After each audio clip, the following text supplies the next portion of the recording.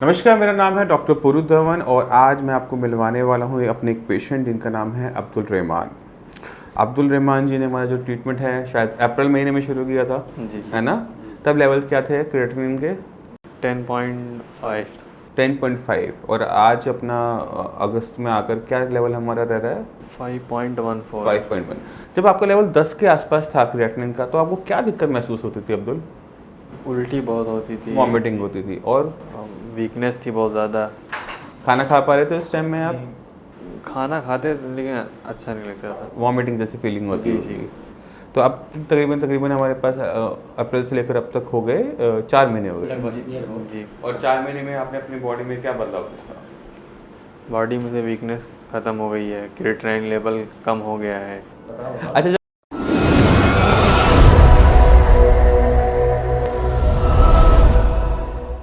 जब लेवल 10 का था तब डॉक्टर ने आपको क्या बोला था, क्या करने के लिए बोला था? डायलिसिस बोला था। ठीक है, अब आपने तब से लेकर अब तक कोई डायलिसिस करवाया? नहीं, अभी तक नहीं। बिना डायलिसिस आपका लेवल क्रिएटिनिन का 5 चल रहा है। सही कह रहा हूँ? ठीक है, एक बार आपकी रिपोर्ट भी दिखा देते हैं हम सभी को। आज की करंट डेट में क्रिएटिनिन का लेवल आ रहा है 5.14। ठीक है, और इनकी पुरानी रिपोर्ट के अंदर आप खुद देख सकते हैं कि इनका क्रिएटिनिन लेवल रहा है 10.5। बिना डायलिसिस के ये क्रिएटिनिन लेवल डाउन हुआ है, वो मात्र 3 से 4 महीने के अंदर। अब इनकी जो एज है वो एक बहुत बड़ा फैक्टर है, 20 साल, बहुत यंग हो। तो कभी डॉक्टर ने बताया कि आपका किडनी खराब क्यों हुआ? डॉक्टर बता रहे कि हाइपरटेंशन की वजह से, ब्लड प्रेशर की वजह से। अच्छा, जब आपको पता लगा था तब आपके क्रिएटिनिन लेवल कितना था?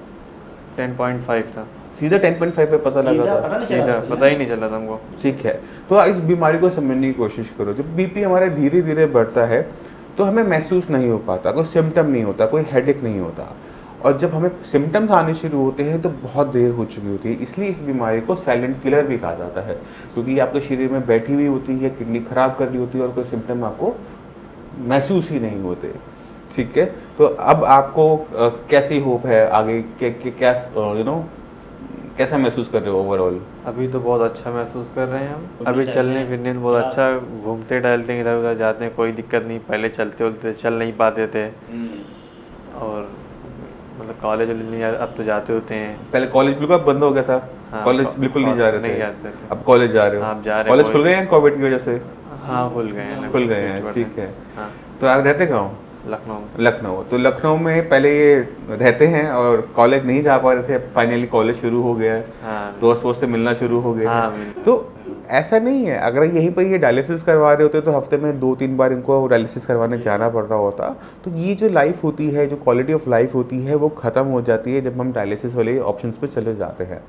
मगर अब यहाँ पर हमने सिर्फ किडनी की फंक्शनिंग को बढ़ाया है, क्योंकि किडनी के पास खूबियाँ होती हैं अपने फंक्शंस को बढ़ाने की, अपने काम करने की क्षमता को बढ़ाने की। तो जैसे ही हमने इनकी मेडिसिन को स्टार्ट किया तो किडनी ने अपने काम को उठाया, जो पहले नहीं कर पा रही थी। और जैसे जैसे काम उसने अपना उठाना शुरू किया तो क्रिएटिनिन और यूरिया को साफ़ करने का काम जो किडनी का था वो भी अच्छी तरीके से होने लगा। और रिजल्ट क्या हुआ कि 3-4 महीने में ही लेवल 10.5 से 5 के लेवल पर आ गए। तो उम्मीद करते हैं आने वाले कुछ महीनों के अंदर आपका जो क्रिएटिनिन लेवल है और नीचे जाए। ठीक है, और जो हमारी क्वालिटी ऑफ लाइफ बनी हुई है, जो हम कॉलेज जा पा रहे हैं, जो हम अपने सही तरीके से खा पा रहे हैं, चल पा रहे हैं, वो अच्छी तरीके से बना रहे। इसके लिए आपको थोड़ा सा ध्यान भी रखना है कि जो खाने पीने में जो परहेज़ बताए गए हैं उसे हमने कंटिन्यू करना है, उसे तोड़ना नहीं है। नॉन वेज नहीं खाना, ठीक है? नॉन वेज खाने से किडनी ख़राब नहीं होती है, मगर क्रिएटिनिन के लेवल ज़रूर बढ़ जाते हैं। ठीक है, तो उसको अपने बनाए रखेंगे। ठीक है, डाइट अपनी जितनी भूख है उसे पेट भर के खाना खाएंगे, कम नहीं खाना। ठीक है, कि रोटी सब्जी चावल जो आप खा रहे हो उसको अच्छी तरीके से पेट भर के खाओ। और कोई चीज़ जो आप चाहते हो खाना तो अगली बार लिस्ट बना के लेकर आना कि हम उसको आपके खाने पीने में ऐड करवा सके। ठीक है, आपकी एक छोटी सी रिक्वेस्ट हमारे पास आई हुई है, बट एक महीना रुकेंगे कि आपका जो हम एग्स हैं वो अंडे जो हैं वो शुरू करवा सके। ठीक है, तो अभी क्रिएटिनिन लेवल को डाउन होने देते हैं, फिर जहाँ वो रुकेगा फिर वहाँ से हम इसको पिक करेंगे। तो आप खुद देख सकते हैं कि क्रिएटिनिन लेवल को डाउन करना आसान है, किडनी को बचाना आसान है, बस सही तरीके से काम करना होता है। बीमारी की जड़ को जाकर पहले ख़त्म करो, उसके बाद डाइट का ध्यान रखो, उसके बाद सिर्फ किडनी का थोड़ा सा ध्यान रखते हुए क्रिएटिनिन को डाउन बहुत आराम से किया जा सकता है। तो आप पता कैसे लगा था? जैसे मैं घर से जब आया लखनऊ ये एग्ज़ाम देने के लिए, और मैं बाहर गया था, वहाँ से जब वापस आया लखनऊ तो रात में इसको मैं देखा कंटिन्यू 5-7 बार उल्टी किया। मैंने कहा क्यों, ये क्या हो गया? तो इन्होंने कहा कि हमको जब सर दर्द करता है, पेन होती है सर में, तो हमको उल्टी होती है तो आराम हो जाता है, और प्यास बहुत लगती थी। तो हमने सुबह अपना बॉडी चेकअप के लिए बुलाया, मैंने कहा इसका भी चेक करो। जब इसका चेक हुआ तो पैथोलॉजिस्ट फ़ोन आया, भाई आपका तो अच्छा है लेकिन लड़के की पोजीशन बहुत गड़बड़ है। तभी हमको मालूम हुआ। फिर हमने कांटेक्ट किया नेफ्रोलॉजिस्ट और डॉक्टरों से, उन्होंने देखा कि डायलिसिस के लिए उन्होंने बोल दिया। फिर हमको यहाँ जब नंबर मिल गया, ऐसे ही यूट्यूब पे देख रहे थे तो नंबर मिला तो हमने आज कांटेक्ट दवा मंगाया, उस दवा से काफ़ी आराम हुआ।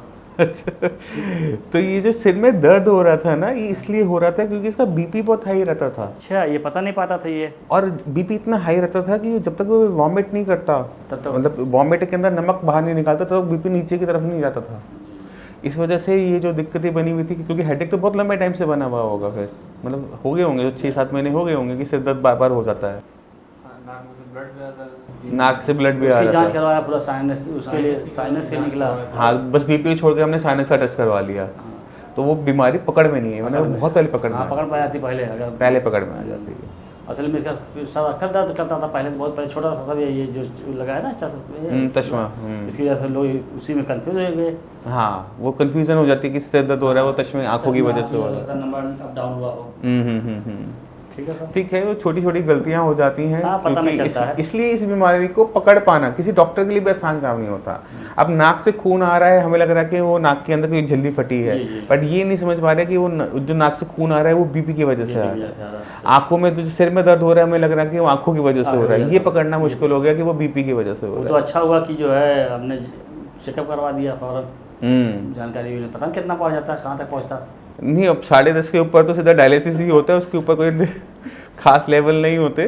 ठीक है, अच्छी बात यह है कि हमारी जो हेल्थ गई थी, जो क्रिएटिनिन लेवल हमारा बहुत ऊपर गया था, वो काफ़ी हद तक नीचे आ चुका है, और आने वाले टाइम में ये और नीचे जाएगा। ठीक है, धीरे धीरे जाएगा, धीरे धीरे जाएगा अभी, क्योंकि काफ़ी स्पीड से नीचे आया, और जैसे जैसे नीचे जाएगा उतना स्लो होता चला जाएगा। बट ठीक है, अब हमारी जो हेल्थ है, क्वालिटी ऑफ लाइफ है, वो बहुत अच्छी है। डायलिसिस से तो मच बेटर है। तो ठीक है, तो जल्दी जल्दी अपना कॉलेज पूरा करो। और कर क्या रहे हो वैसे? ग्रेजुएशन किया है, BA MA कर रहे हैं, तो फिर टीचिंग में जाओगे? टीचिंग में जाओगे ना, फिर सबको फिर बताना। नहीं, पता था सबको, बहुत है, 5-7 लोग आ चुके हैं। अच्छा, जो भी अपने इलाके में होता है, हाँ हाँ, कोई प्रॉब्लम लोग जानकारी होगी, थोड़ा इसकी जान पहचान थोड़ा ज़्यादा रहती है कॉलेज की वजह से, तो कई लोगों को यहाँ का नंबर दिया कि भाई इससे बात करिए, देखिए।